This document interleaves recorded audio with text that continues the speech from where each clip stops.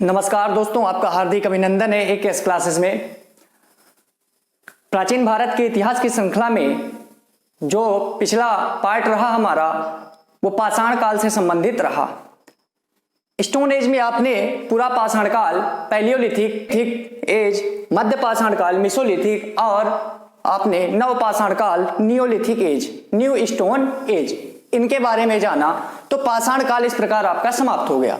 आज कांस्य युग की बात करता हूं, कॉपर एज, उसके बाद लौह युग की बात होगी। ठीक है, बहुत ही जल्द समाप्त होगा और अच्छे से अध्ययन आपका हो रहा है।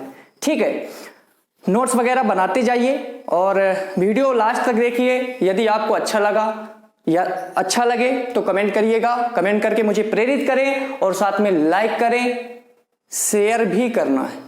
ठीक है, चलिए चलते हैं कांस्य युग के बाद। देखिए, कांस्य युग ना मित्रों, इसे कॉपर एज कहा जाता है, अर्थात ये एक प्रकार से धातु युग है, मेटल का एक एज है। इसे ताम्र पाषाण काल की भी संज्ञा दी जाती है। ताम्र पाषाण का अर्थ होता है तांबा प्लस पाषाण, अर्थात पत्थर, तांबा और पत्थर, कॉपर प्लस स्टोन। ठीक है, इंग्लिश में इसे कैल्कोलिथिक या कहीं कहीं आपको चाल्कोलिथिक मिलेगा, कैल्कोलिथिक या चाल्कोलिथिक, ये एक लैटिन वर्ड है। ठीक है, चाल्को का अर्थ होता है कॉपर, लिथिक का मतलब स्टोन। ठीक है, तो कॉपर प्लस स्टोन।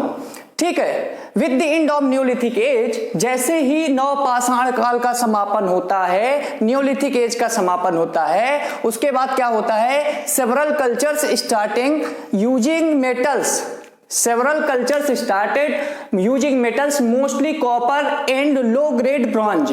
मतलब कॉपर के तांबा और लो ग्रेड ब्रॉन्ज मतलब निम्न गुणवत्ता वाला कांसा भी प्रयोग में होने लगा। ठीक है, ये खास बात रही कांस्य युग की। जैसे ही कल्चर चेंज होता है, संस्कृति चेंज होती है, मतलब पता कैसे चला, पहले देखिए नव पाषाण काल में केवल पत्थरों की बात हो रही थी, लेकिन अब धातु आ गई, मेटल्स आ गए। इस प्रकार अब कहा जाने लगा कि नव पाषाण काल का समापन हुआ और कांस्य युग का शुभारंभ हुआ। ठीक है, तो कहने का मतलब कि this culture is based on only use of copper and stone. ठीक है, अर्थात ये जो संस्कृति है ये पत्थर, स्टोन, पाषाण एवं कॉपर के प्रयोग पर आधारित है। ठीक है, कांस्य युग या कहे ताम्र पाषाण युग या कहे चाल्कोलिथिक या कहे कैल्कोलिथिक। ठीक है मित्रों, जैसे कि मैंने अभी बताया कि chalcolithic is a combination of two words. ठीक है, ये दो शब्दों का कॉम्बिनेशन है। ठीक है, वो शब्द हैं ताम्र प्लस पाषाण, तांबा प्लस पत्थर अर्थात कॉपर प्लस स्टोन, इसलिए इसे के सम्मिलित रूप को ताम्र पाषाण काल की भी संज्ञा दी जाती है। कांस्य युग लिखा और तांबा भी लिखा। देखिए, कांसा भी प्रयोग हो रहा था एक तरफ, ठीक है, कांसा अर्थात ब्रॉन्ज, और तांबा जो है पत्थरों के साथ प्रयोग होने लगा। जो औजार बनाए जा रहे थे उसमें उन पत्थरों के साथ तांबा भी प्रयोग में आने लगा। ठीक है, इसलिए तांबा ताम्र पाषाण कालीन सभ्यता या संस्कृति कहते हैं और कांस्य युग भी इसको कहते हैं। चलिए मित्रों, धातुओं में सर्वप्रथम सबसे पहले प्रयोग किए जाने वाले धातु का नाम, कौन सा ऐसा पहला धातु है, मेटल है जो प्रयोग में लाया गया, वो है तांबा। ये इंपॉर्टेंट फैक्ट है। ठीक है, तांबा है। ठीक है, जो कांस्य युग है ये phase of stone and copper, ये कॉपर और अर्थात तांबा और पत्थर, कॉपर एंड स्टोन का एक युग है ये। ठीक है, इसीलिए इसे ताम्र पाषाण या कहें प्रस्तर तांबा, प्रस्तर तांबा मतलब प्रस्तर मतलब पाषाण अर्थात पत्थर अर्थात स्टोन, तांबा मतलब कॉपर, इसलिए इसे कॉपर का युग या ताम्र पाषाण कालीन युग कहा जाता है। अब आई थिंक इतना मैंने बताया जो, इससे कंफ्यूजन तो नहीं होगा। ठीक है, प्योर तांबा यूज नहीं हो रहा था, तांबे पत्थर के साथ तांबा प्रयोग किया जाता था। ठीक है, स्टोन के साथ कॉपर यूज में लाया जा रहा था। चलिए, 3 महत्वपूर्ण फैक्ट। अब आप 500 का नोट लगाएंगे या 2000 का, अब आप निर्धारित करिए, क्योंकि मैं इसे 2000 का बोलूंगा कि 2000 का नोट्स लगाएं। ठीक है, ताम्र संचय का सर्वप्रथम जो साक्ष्य मिला है, ताम्र संचय मतलब तांबे का जो संचय है उसका सर्वप्रथम साक्ष्य कहां मिला, अर्थात oldest evidence of copper accumulation, oldest evidence of copper accumulation अर्थात ताम्र संचय का जो सर्वप्रथम साक्ष्य मिला, एविडेंस मिला, प्रमाण मिला, वो बिठूर में मिला है। इंपॉर्टेंट है। बिठूर कहां पास है? उत्तर प्रदेश में कानपुर के पास। ठीक है, 1822 ईस्वी में मिलता है। ठीक है, तो ताम्र संचय का सर्वप्रथम साक्ष्य मतलब एक औजार मिला, कहां पर मिला? बिठूर में मिला। ठीक है, और वो तांबे का था। और वो जो चीज मिली, जो टूल्स मिला, जो औजार मिला, वो पता है क्या है? वो ताम्र मत्स्य भाला था। ताम्र मत्स्य भाला अर्थात मछली को मारने वाला भाला था, जो कि तांबे का बना हुआ था। किसका बना हुआ था? तांबे का बना हुआ था। इट मींस कॉपर का बना था। उसे इंग्लिश में आप कह सकते हैं कॉपर फिशिंग हुक्स या स्पीयर। कॉपर फिशिंग हुक्स या स्पीयर मतलब कुल मिलाकर आप जानते हैं कि नवपाषाण काल में प्रक्षेपास्त्र तकनीक का, मिसाइल टेक्निक का उद्भव हो चुका था। ठीक है, क्योंकि अब उनमें थोड़ा सा जागरूकता पैदा हुई कि अब भाई हमसे जानवर तेज भाग सकते हैं, तो क्यों ना ऐसी चीज बनाई जाए कि दूर से फेंकने पर हमारा निशाना सटीक बैठे और शिकार कर ले, मतलब आखेटक कर ले। हंटर मतलब शिकार करना। तो प्रक्षेपास्त्र तकनीक का उद्भव हो चुका था, आप ऐसा कह सकते हैं, जिसे मिसाइल टेक्निक के नाम से भी जाना जा सकता है। तो वही चीज मैं कह रहा हूं कि अब और प्रबल प्रमाण मिल चुका है। कहां से मिला? ताम्र मत्स्य भाले के रूप में। और ये ताम्र मत्स्य भाला जो है, यही ताम्र संचय का फर्स्ट एविडेंस होता है, most oldest evidence of copper age. ठीक है, इस काल का पहला प्रमाण मिलता है बिठूर में। अब देखिए दूसरा महत्वपूर्ण फैक्ट। ठीक है, largest reserves of copper accumulation, largest reserves of copper accumulation, it means क्या है कि जो सबसे बड़ा भंडार मिला है, ताम्र संचय का सबसे बड़ा भंडार मिला है। लार्जेस्ट रिजर्व्स इट मींस ताम्र संचय का जो सबसे बड़ा भंडार मिला है वो कहां? कॉपर एक्यूमुलेशन का वो मिला है आपका गंगेरिया अर्थात मध्य प्रदेश में। ठीक है, ये बात इंपॉर्टेंट है। अब तीसरा 2000 रुपए का नोट लगाइएगा कि most sites of copper accumulation, ताम्र संचय के सर्वाधिक स्थल कहां से मिले हैं? कि तांबा मतलब ऐसा कह सकते हैं कि ऐसे प्रदेश का नाम बताएं जहां पर तांबे के साक्ष्य बहुत ज्यादा मिले। वो है उत्तर प्रदेश से तांबे के साक्ष्य, ताम्र संचय का, कॉपर एक्यूमुलेशन का जो एविडेंस मिला, साक्ष्य मिला, प्रमाण मिला, वो सबसे ज्यादा उत्तर प्रदेश में मिला। सबसे पहली बार मिला बिठूर में, भाले के रूप में, मत्स्य भाले के रूप में। ठीक है, और सबसे बड़ा भंडार मिला गंगेरिया में, और सबसे ज्यादा उत्तर प्रदेश में, सबसे ज्यादा मतलब स्थान। ठीक है, चलिए इस युग में मित्रों, इस एज में हमें 3-4 टाइप की संस्कृतियों का अध्ययन करना है, कल्चर्स का। ठीक है, जितनी भी बात यहां पर करूंगा वो याद रखिए कांस्य युग की बात होगी, अर्थात कॉपर एज की, या कहें कैल्कोलिथिक, या कहें चाल्कोलिथिक, या कहें ताम्रपाषाण काल की। ठीक है, शब्दावलियों पर विशेष ध्यान दीजिएगा। संस्कृतियों की बात कर लेते हैं। ठीक है, इससे ज्यादा एक और निवेदन है, विनम्र निवेदन है कि जितना यहाँ पर चीजें आपको दी जा रही हैं, इससे ज्यादा यदि आप पढ़ रहे हैं तो ये आपकी बहुत अच्छी क्षमता है, कैपेसिटी है, लेकिन मेरा ये मानना है कि चीजें उतनी पढ़ी जाएं जितने में अपना कल्याण निहित हो। ठीक है, चलिए बनास संस्कृति, बनास कल्चर के बारे में जानते हैं। ये जो बनास है, बनास नदी का क्षेत्र है, यह राजस्थान में है। बनास चंबल की सहायक नदी है। ठीक है, तो बनास के घाटी के आसपास का जो क्षेत्र है, जैसे दक्षिण पूर्वी राजस्थान में ये स्थान है। और बनास संस्कृति के अंतर्गत 2 प्रमुख पुरातात्विक स्थल हैं, आर्कियोलॉजिकल साइट्स हैं, या कहें कैल्कोलिथिक, या कहें चाल्कोलिथिक साइट्स हैं। ठीक है, ताम्रपाषाण कालीन स्थल हैं। उन 2 स्थलों के नाम है मित्रों आहार, या कभी कभी से आहाड़, ये आहार मिलेगा। ठीक है, तो आहार व गिलिंद, ये 2 महत्वपूर्ण हैं। तो जब भी आहार गिलिंद आपको दिखे तो ध्यान रखिएगा, स्मरण कीजिएगा कांस्य युग का। ठीक है, चलिए आहार के बारे में याद रखिए। आहार का प्राचीन नाम जो था, एंशिएंट नेम, वो ताम्रवती था। ताम्रवती या कहें ताम्रवर्त किसका प्राचीन नाम था? एंशिएंट नेम ऑफ आहार। ठीक है, अर्थात ये कह सकते हैं कि आहार जो था ये तांबे वाला स्थान था। कॉपर प्लेस था, ठीक है, जहां ताम्र या कहे तांबा अधिक मिलता था, ठीक है। चलिए यहां पर 2-3 फैक्ट हैं। यहां के जो मकान पाए गए हैं, हाउस मिले हैं, घर मिले हैं, वो पत्थर की चार दीवारियों से घिरे थे, या कहें किला बंद घर मिले हैं। कैसे मिले हैं? किले बंद घर मिले हैं, अर्थात पत्थर की 4 दीवारों से घिरे मिले हैं, बीच में घर और चारों तरफ बाउंड्री वॉल थी पत्थरों की, ठीक है, ऐसा कह सकते हैं। Surrounded by stone. अगला साक्ष्य है मृदभांड। मृदभांड अर्थात मिट्टी के बर्तन, पॉटरी बोले या वियर बोले, ठीक है। तो पॉटरी की बात करते हैं, मृदभांड की। याद रखिए मृदभांडों पर जो यहां से मृदभांड मिले हैं वहां उसमें सफेद रंग की चित्रकारी की गई है, सफेद रंग की चित्रकारी की गई है, अर्थात paintings from white colour, paintings from white colour अर्थात सफेद रंग की चित्रकारी की गई है। इससे एक बात का प्रमाण यह मिलता है मित्रों कि जो बनास संस्कृति है या कहें आहार है, जो ये आहार नामक स्थान है राजस्थान में, ये अन्य ताम्रपाषाण कालीन स्थलों से भिन्न है। It's different from other chalcolithic या कहें chalcolithic sites. It's difference from other chalcolithic या कहें चाल्कोलिथिक साइट, मतलब आहार जो है अन्य ताम्रपाषाण कालीन स्थलों से भिन्न है। क्यों? ये बात है मृदभांडों पर आधारित, क्योंकि यहां जो मृदभांड पॉटरी मिली है यहां सफेद रंग की चित्रकारी की गई है। मतलब आप मटका आप देखो ना तो उसमें अब कलर किया जाने लगा, इस काल में कलर होने लगा और वो सफेद रंग का, ठीक है। हालांकि उसमें सब पशु पक्षी के चित्र भी बनाए जाते थे।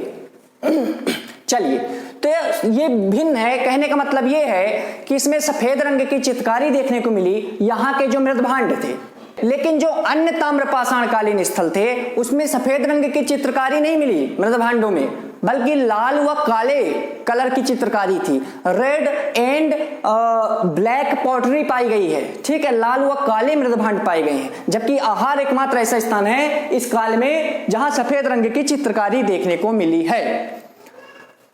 चलिए सबसे इंपॉर्टेंट फैक्ट कि आहार से जो बात है, इस आहार से निर्माण कार्य के साक्ष्यों की जानकारी प्राप्त होती है, ठीक है। Evidence of construction work, evidence of construction work मतलब निर्माण कार्य के साक्ष्यों की जानकारी आहार से प्राप्त होती है। इस प्रकार आहार के बारे में इतना ही जानना है, ठीक है। चलिए गिलुंद जो दूसरा स्थान था आर्कियोलॉजिकल साइट या कहें चाल्कोलिथिक साइट है गिलुंद, ठीक है, ये बनास संस्कृति के अंतर्गत है दोनों। गिलुंद जो है इसमें यह इतनी ही महत्वपूर्ण बात याद रखनी है कि जो घर मिले हैं उनमें पत्थरों का प्रयोग नगण्य हो गया, निग्लिजिबल हो गया, ठीक है। पत्थरों का जो प्रयोग था, स्टोन्स का यूज ऑफ स्टोन्स, मतलब ये समझ लीजिए कि ना के बराबर पत्थरों का प्रयोग होने लगा। मिला क्या यहां से? यहां सबसे ज्यादा जो है ईंटों का सर्वाधिक प्रयोग देखने को मिला, ब्रिक्स, ईंट, कंक्रीट, ठीक है। तो ब्रिक्स का या कहें ईंटों का सर्वाधिक प्रयोग किया गया कहां पे? गिलुंद में, बनास संस्कृति के अंतर्गत ताम्रपाषाण कालीन युग में, ठीक है। और कहीं कहीं गिलुंद में पक्की ईंटें भी मिली हैं, बर्न ब्रिक्स या कहें कंक्रीट, पक्की ईंटें देखने को मिली हैं। और एक इंपॉर्टेंट है कि गिलुंद में फलक उद्योग भी फला फूला है।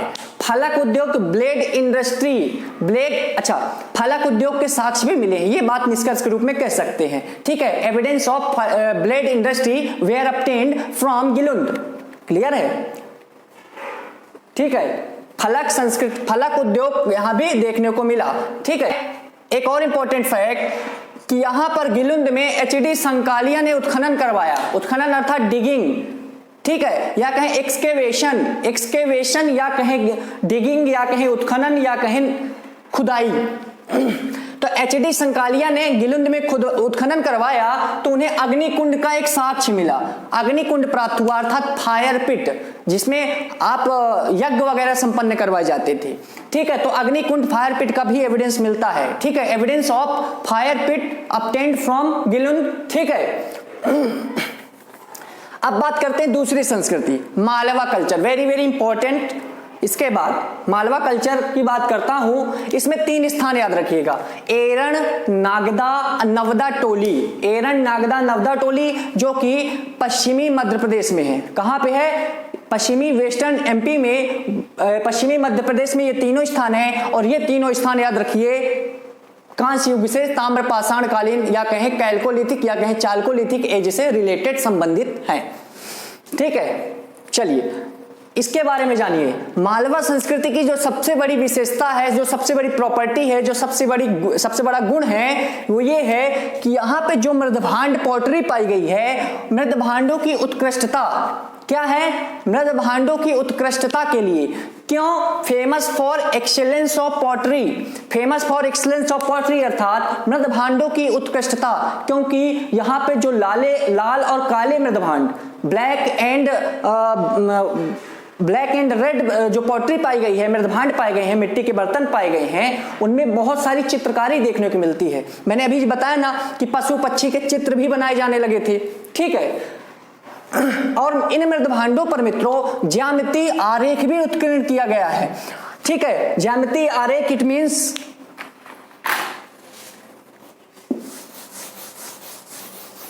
आप देखते होंगे, जैसे सपोज दैट ये कोई मटका है। ठीक है, तो ज्यामितीय आरेख का मतलब ये सपोज दैट यही है पॉटरी जिसे हम मृदभांड कहते हैं। तो ज्यामितीय आरेख मतलब कुछ डिजाइन ऐसे बनाई गई, या सपोज दैट ऐसे कुछ किया गया होगा तो डिजाइन बनाई जाने लगी, मतलब ज्यामितीय आरेख उत्कीर्ण है। अर्थात pottery was painted in linear design या कहें ज्योमेट्रिकल डिजाइन। ठीक है, ज्योमेट्रिकल या कहें लीनियर डिजाइन देखने को मिली। लीनियर मतलब सीधे सीधे या तो डिजाइन किए गई हैं या तो ज्यामितीय आरेख उत्कीर्ण किए गए हैं। और ऐसी विशेषता वाला मृदभांड केवल और केवल याद रखिए मालवा संस्कृति के अंतर्गत आता है। ठीक है, चलिए यहाँ के जो लोग थे, मालवा संस्कृति के जो लोग थे, मध्य ताम्र पाषाण कालीन युग के जो लोग थे मालवा संस्कृति में, मालवा कल्चर में, वो लोग कताई और बुनाई में दक्ष थे। कताई बुनाई में दक्ष अर्थात प्रवीण या कहीं निपुण थे, अर्थात pupil were skilled in spinning and weaving. ठीक है, प्यूपिल थे, यहाँ के लोग थे वो skilled in spinning and weaving, मतलब कताई एवं बुनाई में भी निपुण थे, प्रवीण थे, दक्ष थे। ठीक है, यहां से चरखे के भी साक्ष्य मिलते हैं। मालवा संस्कृति में चरखे के भी, चरखा मतलब स्पिनिंग व्हील बोल सकते हैं। ठीक है, तो चरखे के भी साक्ष्य मिलते हैं। एक स्थान है नागदा, जैसे मैंने बताया मध्य प्रदेश में जो नागदा है ये कच्ची ईंटों का बना यहाँ पर मकान मिला है, कच्ची ईंटों का बना एक मकान मिला है, घर मिला है नागदा में। क्लियर है, चलिए एक स्थान और है नवदा टोली, इंपॉर्टेंट है अपने हिसाब से। ठीक है, परीक्षा के दृष्टिकोण से नवदा टोली जो है मध्य प्रदेश में है, जैसा कि मैंने बताया मालवा संस्कृति है पूरी। टोली जो है मित्रों, नवदा टोली जो है ये महत्वपूर्ण कांस्य युगीन या कहें ताम्र पाषाण कालीन एक महत्वपूर्ण स्थल है। ठीक है, इंपॉर्टेंट कैल्कोलिथिक साइट या कहें चाल्कोलिथिक साइट इन मध्य प्रदेश। ठीक है, महत्वपूर्ण कैल्कोलिथिक या ताम्र पाषाण कालीन स्थल है। ठीक है, और ये ग्रामीण स्थल है, इस काल का, इस समय का ये ग्रामीण स्थल है, अर्थात रूरल साइट है। चलिए इसका उत्खनन पूछा जाता है कि इसका उत्खनन नवदा टोली को किसने करवाया था। वो महान विभूति का नाम है एच.डी. संकालिया। एच.डी. संकालिया ने इसका उत्खनन करवाया था, एक्सकेवेशन करवाया था। ठीक है, यहाँ पे जो घर मिले हैं मित्रों, वो घर मिट्टी व बांस के बने हुए मिले हैं। मिट्टी अर्थात क्ले या कहें सॉयल के बने हुए एवं बंबू अर्थात बांस के बने हुए मिले हैं। ठीक है, और उन घरों की जो डिजाइन है, आकृति कैसी पाई गई है, वृत्ताकार एवं गोलाकार, वृत्ताकार एवं चौकोर या कहें आयताकार या कहें रेक्टेंगुलर एवं वृत्ताकार अर्थात सर्कुलर शेप में उन घरों की डिजाइन देखने को मिली है, जो कि नवदा टोली में इस काल के, इस समय के प्राप्त हुए हैं। ठीक है, चलिए एक अन्य इंपॉर्टेंट फैक्ट, सर्वाधिक फसलों की संख्या मतलब बहुत सारी फसलें पाई गई हैं। ठीक है, जैसे चावल, गेहूं, दाल, ये सब इस प्रकार की, मतलब बहुत सारी फसलों की संख्या यहीं से नवदा टोली अर्थात मालवा संस्कृति में पाई गई है, जो कि कैल्कोलिथिक, चाल्कोलिथिक या कहें ताम्रपाषाण कालीन या कहें कॉपर एज से संबंधित है। ठीक है, most obtained highest number of crops अर्थात सर्वाधिक फसलों की संख्या मालवा संस्कृति से, मालवा कल्चर से प्राप्त हुई है। बहुत महत्वपूर्ण फैक्ट आप समाप्त हुआ। एक तीसरी संस्कृति है स्वालदा संस्कृति, यह भी मध्य प्रदेश में है। नाम जानना है और किस नदी घाटी में था, इतना बस इससे जानना है। ठीक है। स्वालदा संस्कृति, स्वालदा कल्चर जो है ये ताप्ती नदी या कहे तापी नदी घाटी में है। कहां पर है? तापी नदी घाटी, तापी रिवर वैली, ठीक है, जो कि मध्य प्रदेश में है। ये तीसरी संस्कृति हो गई स्वालदा संस्कृति। अब बात करूंगा 2-4 और संस्कृतियां हैं और इसका समापन आज ही करना है, ठीक है मित्रों। अगली संस्कृति है, क्या नाम है उसका? कायथा संस्कृति, कायथा कल्चर, मध्य प्रदेश, ठीक है।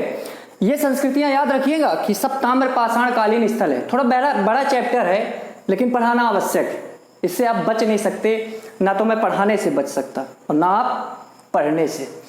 चलिए, हड़प्पा सभ्यता की कनिष्ठ समकालीन ये संस्कृति मानी जाती है। कायथा संस्कृति हड़प्पा सभ्यता की, हड़प्पा सिविलाइजेशन की कनिष्ठ समकालीन, जूनियर कॉन्टेम्पररी, जूनियर मतलब कनिष्ठ, ठीक है, कनिष्ठ, आप कनिष्ठ अभियंता अर्थात जूनियर इंजीनियर, ठीक है। तो junior contemporary of Harappa civilization, Kayatha संस्कृति अर्थात कायथा कल्चर, ठीक है, ये याद रखिएगा। कायथा संस्कृति में जो मृदभांड मिले हैं मित्रों, जो मृदभांड मिले हैं, पॉटरी मिली है, ठीक है, इसमें प्राक या कहें पूर्व हड़प्पाई एवं हड़प्पाई लक्षण मिलते हैं। Lower Harappan and Harappan exclusiveness in potteries, ठीक है, अर्थात लक्षण दिखते हैं, सिम्टम्स दिखते हैं, ऐसा कह सकते हैं, ठीक है। इसीलिए मैंने सबसे पहले बताया था कि ताम्र पाषाण कालीन या कहें चाल्कोलिथिक या कहें कांस्य युगीन या कहें कॉपर एज, ये जो है हड़प्पा के पहले और हड़प्पा में भी इसके लक्षण दिखाई देते हैं, ठीक है। प्राक हड़प्पा मतलब हड़प्पा जैसे ही स्टार्ट होने वाला है, होता है, उसके जस्ट पहले, कुछ समय पहले की बात होती है, उसे प्राक या कहें पूर्व या कहें प्री हड़प्पन, ठीक है, ये बात हो गई। Lower Harappan, sorry. चलिए, तो यहां पर उत्खनन करवाया, डिगिंग करवाया या कहें एक्सकेवेशन करवाया, उनका नाम था वीएस वाकड़कर। क्या नाम था? वीएस वाकड़कर। तो यहां पर इनको उत्खनन जब करवाए तो इनको बहुत सारी चीजें मिली इसी काल की, कायथा संस्कृति के अंतर्गत। तांबे के 29 कंगल, तांबे के 29 कंगन, 29 कंगन्स अर्थात 29 बैंगल्स ऑफ कॉपर, ठीक है। अद्वितीय ढंग की कुल्हाड़ी या कहें हस्त कुठार या कहें हैंड एक्स मिलता है, ठीक है, यूनिक टाइप। इस काल में एक और इनको खुदाई में एक और चीज मिली, स्टेटाइट व कार्नेलियन जैसे कीमती पत्थर। याद रखिए जो पत्थरों के टाइप हैं, स्टेटाइट एवं कार्नेलियन, इन जैसे कीमती पत्थरों की क्या मिली हैं? इन पत्थरों के गोलियों के हार मिले हैं जो कि एक पात्र में इकट्ठा थे, एक बर्तन में जमा थे, ठीक है। ऐसी चीजें इनको मिली हैं, अर्थात नेकलेस मिलते हैं प्रीसियस स्टोन के, कीमती पत्थरों के, जो कि गोलियों के बने थे, पत्थरों की गोलियों के, मतलब बुलेट्स टाइप, ठीक है, बंदूक वाली गोली नहीं है, ठीक है, पत्थरों की है। और ये डिपॉजिट इन वेसल, पात्रों में जमा मिले हैं, इकट्ठा मिले हैं। चलिए, याद रखिए कायथा और एरण जो कि मध्य प्रदेश में है, इनाम गांव जो कि महाराष्ट्र में है, इन तीनों जगहों में जो बस्तियां मिली हैं, कॉलोनी मिली है, वो जो है किले बंद है, किला बंद है, अर्थात पत्थरों की चार दीवारी में अंदर सुरक्षित है, ठीक है, सराउंडेड बाय स्टोन, ठीक है, या कहे फोर्ट पाइट, ठीक है, किला बंद है। चलिए, कायथा संस्कृति की बात समझ में आ रहा है कि नहीं आ रहा? बोर मत होइएगा, आनंद के साथ पढ़िए, समझ में आएगा। अगली संस्कृति है जोरवे संस्कृति जो कि महाराष्ट्र में सामने आती है। मित्रों, जो जोरवे कल्चर है ना, महाराष्ट्र में गोदावरी एवं प्रवरा नदी घाटी में, प्रवरा नदी जो है गोदावरी की सहायक नदी है, ठीक है, ट्रिब्यूटरी है, गोदावरी की सहायक नदी एवं गोदावरी की सहायक नदी प्रवरा। तो प्रवरा और गोदावरी की जो नदी घाटियां हैं, रिवर्स वैली हैं, वहां पर कुछ स्थान है, जैसे देखिए अहमदनगर जिला में, महाराष्ट्र के अहमदनगर जिला में जोरवे है, नेवासा है, दायमाबाद है, जबकि पुणे जिले में इनाम गांव, प्रकाश, चंदोली, सोनगांव, ये सभी स्थान इस काल के हैं जो कि जोरवे संस्कृति में मिले। चलिए, ठीक है, मुख्य लक्षण देखिए, मेन फीचर्स देखिए, समाधान पद्धति सामने आती है। जोरवे संस्कृति में समाधान पद्धति सामने आई। समाधान पद्धति कब आई? जोरवे संस्कृति में। ग्रेव या कहें ब्यूरियल सिस्टम, ग्रेव या ब्यूरियल सिस्टम मतलब समाधान की पद्धति या कहें अंतिम संस्कार की पद्धति, ठीक है। मुख्य रूप से यहाँ आंशिक एवं पूर्ण समाधान सामने आता है, आंशिक एवं पूर्ण समाधान, ठीक है। मतलब देखिए, पहले जानिए नेवासा, चंदोली और इनाम गांव और दायमाबाद, इन 4 स्थानों में चंदोली, नेवासा, इनाम गांव और दायमाबाद, यहाँ की जो मुख्य विशेषता है कि घरों में फर्श के नीचे घरों में फर्श के नीचे मृतकों को अस्थि कलश में रखकर उत्तर से दक्षिण दिशा में, ये दिशा बहुत ही इंपॉर्टेंट है, वेरी वेरी इंपॉर्टेंट है ये डायरेक्शन, उत्तर से दक्षिण दफनाए जाने के साक्ष्य मिलते हैं। ठीक है, मतलब dead pupil buried in north to south direction, अर्थात उत्तर से दक्षिण दिशा में दफनाए जाने, मृतकों के दफनाए जाने के साक्ष्य, और कहां पर? घरों में फर्श के नीचे, अर्थात in the floor of their houses. ठीक है, in the floor of their houses मतलब घरों में फर्श के नीचे मृतकों को दफनाए जाने के साक्ष्य उत्तर से दक्षिण है। अब आप सुनेंगे आंशिक समाधान क्या है। आंशिक समाधान जो है फ्रैक्शनल ब्यूरियल कहें या पिट ब्यूरियल या फ्रैक्शनल बैरियल कहलाता है आंशिक समाधान, जो कि पूर्वोत्तर भारत में प्रचलित था। ठीक है, पूर्व में ईस्ट और नॉर्थ इंडिया में, ईस्ट एवं नॉर्थ इंडिया में ये प्रचलित था आंशिक समाधान। आंशिक समाधान के बाद आप जानिए पूर्ण समाधान। पूर्ण समाधान को कहते हैं एक्सटेंडेड ब्यूरियल या सिस्ट ब्यूरियल, एक्सटेंडेड ब्यूरियल या कहें सिस्ट ब्यूरियल। ठीक है, जो कि दक्षिण भारत में प्रचलित था। बहुत इंपॉर्टेंट है तीनों फैक्ट। दक्षिण साउथ इंडिया में पूर्ण समाधान प्रचलित था, एक्सटेंडेड ब्यूरियल, और इसकी जो डायरेक्शन होती थी डेड प्यूपिल ब्यूरिड इन ईस्ट वेस्ट डायरेक्शन, पूर्व से पश्चिम दिशा में दफनाया जाता था। ठीक है, एक और समाधान पद्धति है कलश समाधान पद्धति। ठीक है, कलश समाधान पद्धति, इन तीनों के बारे में थोड़ा थोड़ा जान लीजिए। देखिए, आंशिक समाधान जो है, फ्रैक्शनल ब्यूरियल जो है, इसमें क्या होता था कि मुर्दों को खुला छोड़ दिया जाता था, पशु पक्षी खाते थे। अब उसके बाद पशु पक्षी के खाने के बाद क्या होता था, जो शेष बचता था, जो रिमेन्स बचता था, उसको फिर दफनाया जाता था। तो इस क्रिया को, इस पद्धति को, इस सिस्टम को फ्रैक्शनल ब्यूरियल कहा जाता है, अर्थात आंशिक समाधान। इसके बाद पूर्ण समाधान। पूर्ण समाधान मतलब डेड बॉडी को ज्यों कहते हो दफना देना, डेड बॉडी को ज्यों कहते हो दफना देना, यही है पूर्ण समाधान, कंप्लीट ब्यूरियल सिस्टम, या कहें एक्सटेंडेड ब्यूरियल सिस्टम, या कहें सिस्ट ब्यूरियल सिस्टम। ठीक है, चलिए तीसरा है कलश समाधान। कलश समाधान को आमतौर पर दाह संस्कार के नाम से जाना जाता है। मतलब मुर्दों को जलाकर उनकी जो राख बचती थी, अर्थात भस्म, राख या भस्म, उनको एक कलश पर एकत्रित करके, कलश को एक जमीन के अंदर गाड़ दिया जाता था, दफना दिया जाता था। ठीक है, तो ये कहलाता है मित्रों कलश समाधान। क्या कहलाता है? कलश समाधान। अब आई होप इतना समझ में आ गया। आपको ये डिफिनीशन नहीं मिलेगी जल्दी कहीं कि आंशिक समाधान क्या है, पूर्ण समाधान क्या है, कलश समाधान क्या है। अब आपको मिल गई। चलिए, दो स्थान हैं इस जोड़वे संस्कृति के अंतर्गत, चंदौली एवं नेवासा। चंदौली एवं नेवासा, ठीक है, ये तो याद रखिए, चंदौली एवं नेवासा में खास बात यह है कि बच्चों के गलों में एक कब्र मिली है, एक ग्रेव मिली है, उसमें बच्चों के गले में मनकों के हार के साथ दफनाए जाने के साक्ष्य मिले हैं। अर्थात एक कब्र मिली है जिसमें बच्चे दफनाए गए हैं और बच्चों के गले में मनके का मतलब मोतियों का हार पहनाया गया। ये बड़े घर के पुत्र सुपुत्र रहे होंगे।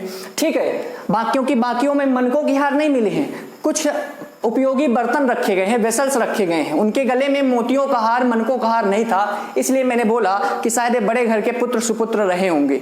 आगे देखते हैं। ठीक है, मतलब in Chandoli and Nevasa childrens were buried with necklace around their necks. ठीक है, उनके गले में मनकों के हार के साथ दफनाया जाता था बच्चों को। एक बहुत ही इंपॉर्टेंट फैक्ट है, IMP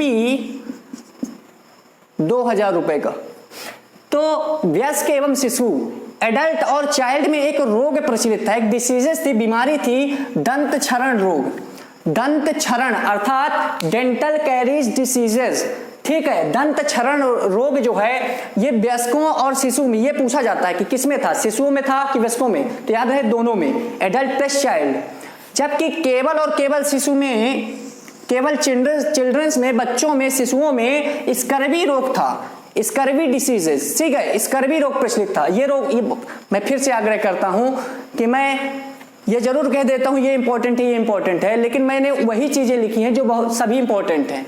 ठीक है, उनमें से जो बहुत महत्वपूर्ण है मैं वो बता देता हूं। ठीक है, नोट्स जरूर बनाते जाइए। चलिए, वस्तु विनिमय द्वारा व्यापार होता था। मित्रों जोरवे संस्कृति में, जोरवे कल्चर में वस्तु विनिमय द्वारा व्यापार होता था, बिजनेस होता था। एक और अन्य स्थान है इसी संस्कृति में, जैसे कि मैंने बताया इनाम गांव। इनाम गांव महाराष्ट्र में है। तो याद रखिए यहाँ पर सबसे प्राचीनतम कृत्रिम सिंचाई के साक्ष्य मिले हैं, अर्थात oldest evidence of artificial irrigation. कृत्रिम सिंचाई के सबसे प्राचीनतम साक्ष्य जो मिले हैं वो ताम्रपाषाण काल में इनाम गांव में मिले हैं। ठीक है मित्रों, यहाँ पर फॉर इन्फ्लुएंशियल पीपल या कहे रूलिंग क्लास, मतलब हाई क्लास के जो लोग थे या कहे रूलिंग क्लास था, जो शासक वर्ग था, जिन्हें प्राय सरदार बोल दिया जाता था, इनके लिए 5 कमरों वाला मकान मिला है। यहाँ पे 5 कमरों वाला मकान, ठीक है, जिसमें से 5 कमरों में से 4 कमरे रेक्टेंगुलर थे या कहीं चौकोर थे, जैसे आमतौर पर अभी बनते हैं आयताकार रेक्टेंगुलर शेप, जबकि एक कमरा गोल था, सर्कुलर था, गोलाकार।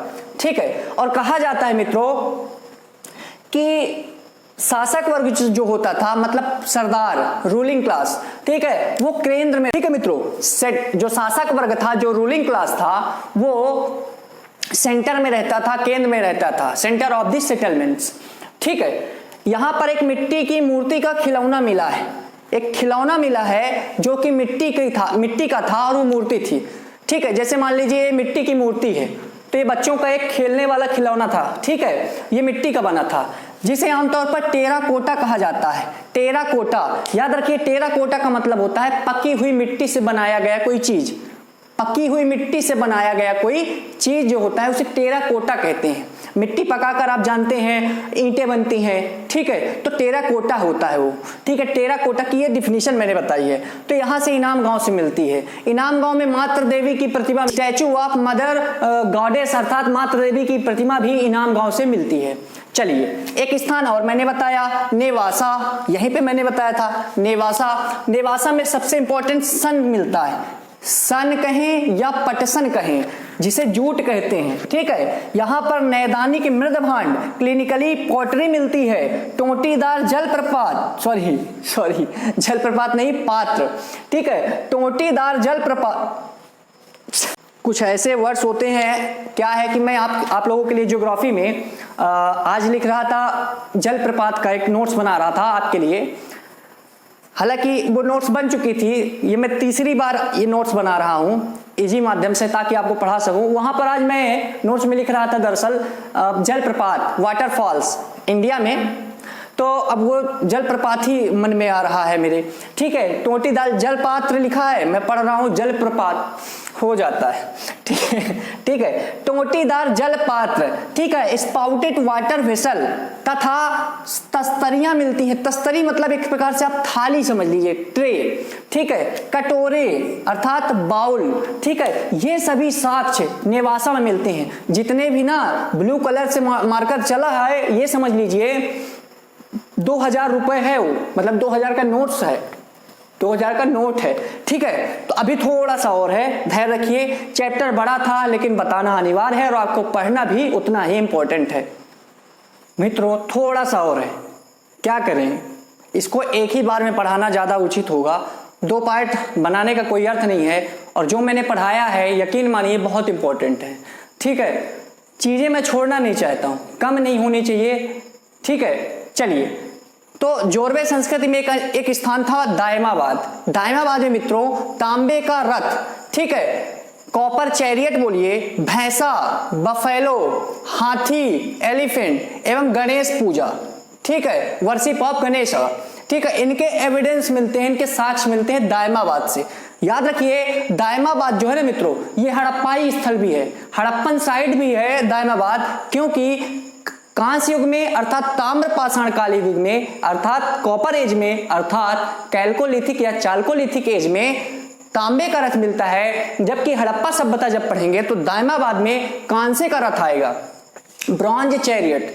कांसे का रथ वहां मिलेगा, अभी यहाँ तांबे के समय तांबा ही मिलेगा, तांबे का रथ। ठीक है, चलिए, मालवा एवं राजस्थान में 2 स्थानों में देखिए, मालवा अर्थात मध्य प्रदेश और राजस्थान में मिट्टी की वृषभ मूर्तियां मिली हैं, मिट्टी की वृषभ मूर्तिकाएं मिली हैं बहुत ज्यादा मात्रा में। ठीक है, क्ले स्टैचू ऑफ बुल्स। ठीक है, वृषभ को मित्रों इस काल में, इस समय, इस टाइम पे वृषभ को धार्मिक पंथ का प्रतीक माना जाता था। धार्मिक पंथ का प्रतीक माना जाता था वृषभ को, ठीक है, वृषभ अर्थात बुल्स को, ठीक है। दक्षिण पूर्वी Rajasthan, south and east Rajasthan, ठीक है, पश्चिमी राजस्थान, पश्चिमी मध्य प्रदेश, वेस्टर्न मध्य प्रदेश एवं पश्चिमी महाराष्ट्र, वेस्टर्न महाराष्ट्र, इन क्षेत्रों में के जो लोग थे इस काल के, अर्थात कैल्कोलिथिक जो समय के जो पीपल्स थे, लोग थे, वो मवेशी पालते थे, अर्थात पशुपालन करते थे, एनिमल हस्बेंड्री, ठीक है। अब पशु पूछ लेता है कभी कभी कौन कौन से पशु, तो गाय, भेड़, सीप, बकरी, गोट, भैंस अर्थात बफेलो। माना जाता है कि इस काल में ऊंट के अवशेष भी मिलते हैं, ठीक है, रिमेन्स ऑफ कैमल या कहें रेलिक ऑफ कैमल्स, ऊंट के अवशेष भी इस काल में मिलते हैं। ऊंट पाला गया ऐसा साक्ष्य नहीं मिला है, ठीक है ना, मैंने ऐसा बोला, चलिए ठीक है। इसी स्थान पर, इन्हीं तीनों स्थानों में याद रखिए, लोग जो थे इस काल के खेती करते थे, ठीक है। मुख्य खाद्यान्न फसलें कौन कौन सी थी, या कहें प्रमुख अनाज कौन कौन सा था, वो मेजर सीरियल्स जो थी, गेहूं, राइस, चावल, बाजरा अर्थात मिलेट्स, ये तीन मुख्य थे, ठीक है। ये इस समय के लोग, और मोस्टली यहाँ के जो लोग थे, जो पीपल्स थे इस काल में, यहाँ पर जो लोग रहते थे मित्रों, यहाँ पर जो लोग रहते थे इस समय के, वो हिरण का शिकार करते थे। आखेटक बंद नहीं किए, आखेट अर्थात शिकार अर्थात हंटरिंग, ठीक है, हंटरिंग ऑफ डियर अर्थात हिरण का शिकार करते थे। पूछ सकता है कि ताम्रकांस्य युग में जो लोग थे वो भी यहाँ के, वो किसका शिकार करते थे, तो हिरण का करते थे। और यहाँ के लोग शिल्प कर्म में दक्ष थे। मैंने बताया, मालवा जब पढ़ा रहा था, मालवा संस्कृति, मालवा कल्चर, तो शिल्प कर्म मैंने बताया कि शिल्प कार्य में लोग दक्ष थे, प्रवीण थे, निपुण थे, ठीक है, स्किल्ड इन क्राफ्ट वर्क, ठीक है, शिल्प कर्म में दक्ष थे। और साथ में ये यहाँ के लोग पत्थरों पर काम करते थे, लेकिन पत्थर कीमती पत्थर होते थे, ठीक है, जैसे कार्लेनियन, स्टेराइट, क्वार्टजाइट क्रिस्टल, इन टाइप के पत्थरों पर, स्टोन पर वो काम करते थे। और इन पत्थरों से पता है क्या बनाते थे, मनके एवं मोती, मनके कहें या मोतियां कहें, ठीक है, बीड्स, मनके एवं या कहें मोतियां एवं गुटिकाएं बनाते थे, ठीक है। जो गुटिकाएं हैं आप ऐसे समझ सकते हैं, कंकड़, रोड़ा, ठीक है, कंकड़, रोड़ा, ये गुटिकाएं थी, पेबल, ठीक है, ये बनाते थे। यहाँ के लोग कताई एवं बुनाई में भी इनका ज्ञान था, कताई एवं बुनाई का भी ज्ञान था। Knowledge of spinning and weaving, ठीक है, स्पिनिंग एंड वीविंग का भी इनको नॉलेज था, ज्ञान था। चलिए अब अंतिम दौर याद, यहाँ पर देखिए, पूर्वी भारत स्थित ताम्रपाषाण कालीन स्थल अर्थात chalcolithic site located in eastern India, वो कौन कौन से हैं, चिरांद बिहार में था, बिहार में है, सेनुआर, सोनपुर, ताराडीह, ये सभी बिहार में है, जो कि कैल्कोलिथिक या चाल्कोलिथिक साइट्स हैं, अर्थात ताम्रपाषाण काल के या कहीं कांस्य युग के स्थल है, ठीक है। उत्तर प्रदेश में खैराडीह और नरहन, ठीक है, जबकि ये इंपॉर्टेंट है, पांडु रजार ढीबी, ये एग्जाम में पूछा जा चुका है कि किस काल से संबंधित है। पांडु रजार ढीबी एवं महिसादल, ये बंगाल में पड़ता है, महिसादल। पांडु रजार ढीबी जो है मित्रों, ये वीरभूमि जिला बंगाल में पड़ता है, जबकि महिसादल जो है ये वर्धमान जिला बंगाल में पड़ता है, ठीक है। दक्षिण भारत में कुछ स्थलों के नाम है, मैंने लिखे हैं और इंपॉर्टेंट हैं, ब्रह्मगिरी, मास्की, संगनकल्लू, पिकनीहल, उतनूर, पोचमपल्ली, कोडक्कल, ठीक है, ये स्थान इसी काल के हैं, कैल्कोलिथिक या चाल्कोलिथिक साइट्स हैं, ताम्रपाषाण कालीन स्थल दक्षिण भारत में, ठीक है। चलिए, कहा जाता है कि ताम्रपाषाण काल का या कहीं कांस्य युग का या कॉपर एज या कैल्कोलिथिक या चाल्कोलिथिक एज का समापन सूखा आने के कारण, भयंकर सूखा पड़ा और इसका समापन माना जाता है। तो मित्रों, यह समाप्त हुआ आपका ताम्रपाषाण काल। अब पढ़ेंगे लौह युग।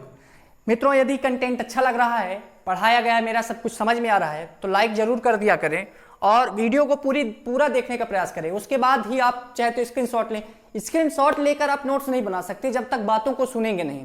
ये छोटे छोटे पॉइंट से कैसे आप नोट्स बनाएंगे जब तक इनके बारे में आप जानेंगे नहीं।